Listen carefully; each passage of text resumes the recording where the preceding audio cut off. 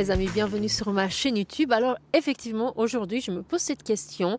Vous la posez peut-être aussi et j'aimerais bien qu'on progresse, qu'on chemine et j'aimerais savoir ce que vous en pensez au sujet de la course au large. Est-ce qu'aujourd'hui, nous sommes en train de complètement changer la philosophie de la course au large? Pourquoi je dis ça? Je ne juge pas, je ne dis pas ça c'est bien, ça c'est mal. Je pose juste les choses là, un constat, qui est celui que peut-être un type qui n'a pas de sponsor, pas d'argent, qui a des très bons réflexes de marin et qui est un peu aventurier dans l'âme, n'a peut-être finalement plus trop ni sa place, ni sa chance de pouvoir prouver ses capacités à être un bon marin en gagnant comme ça contre toute attente. Pensons à Florence Artaud par exemple. Ce genre de situation, est-ce qu'elle peut encore arriver aujourd'hui quand on arrête les bateaux lorsque la météo n'est pas bonne? Pourquoi je dis ça? Parce que vous voyez là, je prends l'exemple évidemment sur les classes 40 qui vont s'arrêter ici en Espagne où je me trouve peut-être dès demain. Pourquoi je dis ça? Je ne juge pas, hein. Je ne juge, on va revenir sur comment cela a évolué dans les dernières années. J'en parlerai un peu plus à la fin de la vidéo. Mais là par exemple, ce à quoi je pensais ce matin, c'est que aujourd'hui, on va... Avant, si la météo n'était pas bonne, on reportait le départ de la course, comme la Mini Transat déjà en 2023, comme la Mini Transat même cette année quand l'étape La Palma les Sables a été annulée en raison de l'ouragan Gabriel, donc les gens ont dû aller se réfugier ou au Portugal ou en Espagne, et d'autres courses, même la Fastnet, alors qu'on connaît les Anglais moins frileux, on sait que généralement les Anglais vont plus laisser la responsabilité au skipper de décider s'il va affronter les conditions ou plutôt se mettre à l'abri et attendre pour ne pas casser le bateau qui coûte, vous le savez, nous sommes tous d'accord, de plus en plus cher. Mais même la Fastnet avait annulé en raison des conditions météo peut-être aussi plus extrêmes qu'autrefois. Donc il y a plusieurs facteurs. On reviendra peut-être un peu là-dessus en vous disant un peu ce que moi je vois comme facteur et en vérifiant avec vous si c'est ce que vous pensez aussi. Mais ce que je veux dire, c'est qu'aujourd'hui, prenons cet exemple concret des classes 40 qui vont s'arrêter obligatoirement. C'est la Transat Café L'Or l'a décidé à la Corugne, à la demande d'ailleurs de beaucoup de skippers, pour des raisons, encore une fois, tout à fait compréhensibles, qui sont le risque très important de casse, de perte de casse sur des bateaux qui sont très chers, des dangers aussi pour la vie des marins, des dangers pour la vie des secouristes. On ne revient pas là-dessus. Mais ce que moi je pose comme question, c'est est-ce qu'un type aujourd'hui très doué, qui n'a pas un bateau très rapide, vous voyez, parce que là ce qui se passe dans cette annulation, dans cet arrêt, dans cette nouvelle étape à la Corugne pour la Transat le Café d'Or, pour les classes 40, c'est que aujourd'hui, ce n'est pas juste on annule parce que la météo n'est pas bonne. C'est-à-dire qu'au moment où les skippers partent, on annule 3 jours en avant parce qu'il y aura une dépression qui pourrait les attraper dans 3 jours. Donc vous voyez, c'est encore une autre étape qui est celle de se dire « Ah ben la météo sera peut-être pas bonne dans 3 jours, donc on va arrêter, on va tous repartir ». Et pourquoi j'ai dit ça? Et j'en arrive. Et je vais bientôt arrêter pour ne pas faire trop long. C'est qu'autrefois, le talent d'un marin qui gagnait une course était aussi en fonction de la météo qu'il avait, de pouvoir faire ses choix tactiques, de météo, de courage, mais pas seulement de courage, aussi de météo, de voilà, là on a une dépression, on en a une autre sur la route, comment on va s'organiser, comment on va rentrer dedans, contourner, qu'est-ce qu'on va faire, qu'est-ce qu'on va prendre comme position pour éviter et faire le meilleur choix tactique.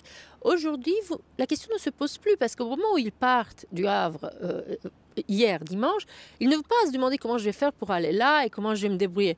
Maintenant, ils doivent juste aller à la Corogne, d'où ils repartiront tous en même temps une nouvelle fois. Et là, on y arrive. Si on s'arrête pour prendre des bonnes conditions pour partir, ça veut dire que, au moins pour moi, qui suis pas une spécialiste du tout, au moins pour moi, ça veut dire que les bateaux qui sont rapides, ils vont nécessairement gagner. Parce que voilà, un bateau qui n'est pas rapide, s'il part dans les mêmes conditions qu'un bateau rapide, n'a aucune chance, quelles que soient les qualités du skipper, d'arriver devant. Regardons encore dans le Vendée Globe cette année les bateaux à dérive, malgré les qualités exceptionnelles de certains des navigateurs. Et quand je dis ça, évidemment, je pense à Jean Le Cam et à son bateau à dérive. Donc c'était ça ma question. Est-ce que nous ne sommes pas aujourd'hui à l'aube d'une nouvelle ère dans la course au large? Et encore une fois, moi personnellement, je ne juge pas puisque je n'y connais rien. Je vous demande à vous votre avis. Moi, ce que j'ai remarqué, je vais bouger parce qu'il y a moins de lumière. Voilà, c'est peut-être un peu mieux parce qu'il y a la lune qui sort et il faut que j'arrête cette vidéo avant que ce soit trop tard. Moi, ce que j'ai compris, et je parle sous votre contrôle, c'est que si aujourd'hui on prend plus de précautions, il y a plusieurs raisons. La première, c'est que il y a des raisons d'argent, évidemment. Les bateaux sont plus chers. Le risque de casser des bateaux à ces prix-là est quand même très important. Et je comprends que les navigateurs n'aient pas envie de prendre ce risque quand on se donne tellement de mal à trouver un sponsor. Et que ce soit la même chose pour les sponsors.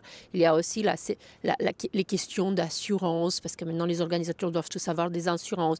Les questions juridiques, des risques. Il y a une question qui se pose aussi, qui est tout à fait justifiée, qui est celle des secours qui vont être engagés pour secourir des marins qui peuvent se trouver en perdition. Donc le prix des bateaux, le fait qu'ils soient certains plus fragiles, là je vous évoquais la Mini Transat, Ocean 50, vous avez vu ma vidéo, ils sont beaucoup plus fragiles. Pour les IMOCA, c'est une autre question qui se pose, qui est celle des foilers, toutes ces choses performantes qui sont plus fragiles aussi. Donc ça c'est une chose. La deuxième qui est justifiée également, moi je dis pas, je ne juge pas, je pose les faits et je vous demande votre avis. La deuxième, c'est la vie, les secours engagés, etc., les risques par rapport à cela. Et puis la troisième raison est aussi que peut-être assistons-nous aujourd'hui, à cause du changement climatique, à des événements météo qui sont peut-être plus extrêmes, n'est-ce pas? Donc moi je vois ces trois raisons-là pour le moment. Sans doute il y en a d'autres. Si vous les connaissez, dites-le moi, de pourquoi on annule plus les courses aujourd'hui. Moi ce que j'avais remarqué jusqu'ici, c'était qu'en France, on avait tendance à annuler ou reporter dès qu'il y avait un risque de tempête. Et là, ce que je n'ai pas dit, et c'est peut-être aussi une des causes, une des raisons peut-être principales, c'est qu'aujourd'hui, on parle beaucoup de ces fenêtres météo. Les ordinateurs, les computers ont beaucoup évolué. Donc aujourd'hui, on peut analyser plusieurs jours en avance de manière assez précise quelle sera la météo, donc la fameuse fenêtre météo. Donc peut-être que cela permet aussi d'anticiper avec beaucoup plus de accuratesse, on dit ça en français, avec beaucoup plus de précision, toutes ces choses-là. Et donc, ce sont peut-être tous ces facteurs-là qui font que, voilà, j'ai été trop longue, 6 minutes, alors que j'avais dit que j'en ferais 2. J'attends dans vos commentaires ce que vous en pensez sur le sujet et puis, quelles sont d'après vous les raisons. Moi, pour le moment, j'avais juste remarqué que les Français avaient tendance à annuler tout le temps maintenant, dès qu'il y avait une tempête. Je n'ai plus vu, moi, des courses qui partent dans des conditions comme ça. Alors que les Anglais seraient plus enclins à mettre la responsabilité, à laisser la responsabilité aux navigateurs jusqu'à ce que cette annulation de la Fastnet, mais en même temps, les conditions étaient quand même particulièrement exceptionnelles. Donc, je n'ai pas d'avis, j'ai juste des questions et j'espère que vos commentaires vont m'éclairer un peu plus ma gouverne. Merci. Je reviendrai avec d'autres nouvelles, courses au large, et puis on va suivre la Transat Café l'heure de temps en temps, ici ou là. Je vous embrasse, il fait nuit, il faut que je me casse. Bye bye.